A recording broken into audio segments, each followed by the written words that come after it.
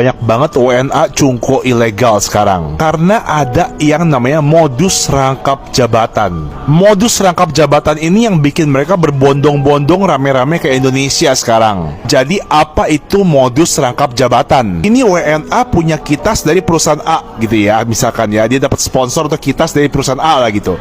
Tapi diem-diem dia memiliki punya perusahaan B dan C di Indonesia ini gitu loh. Tapi kalau misalnya buat ngapa-ngapain, dia nunjukin si kitas dari perusahaan A itu.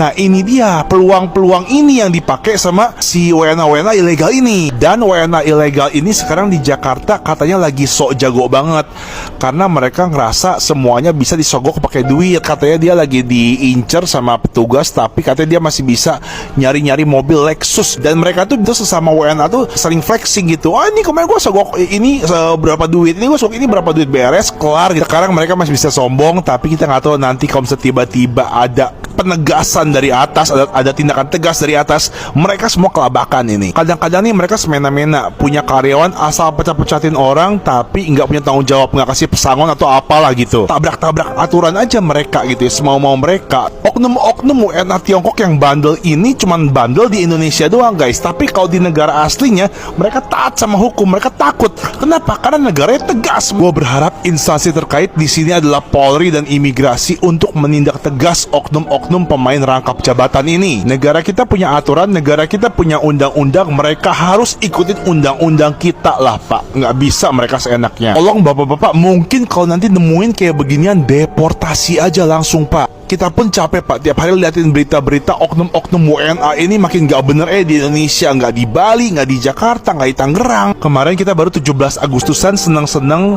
tapi kok gue ngerasa kita masih dijajah sama warga negara asing ya. Aku masih taruh harapan yang sangat besar buat aparat-aparat kita untuk bisa nanti lebih baik ke depannya. Amin. Mungkin segitu aja dulu buat teman-teman yang jadi korban atau pengen tuker pikiran sama saya. Jangan ragu buat chat saya, buat ngobrol sama saya. Semoga saya bisa bantu kasih kalian solusi.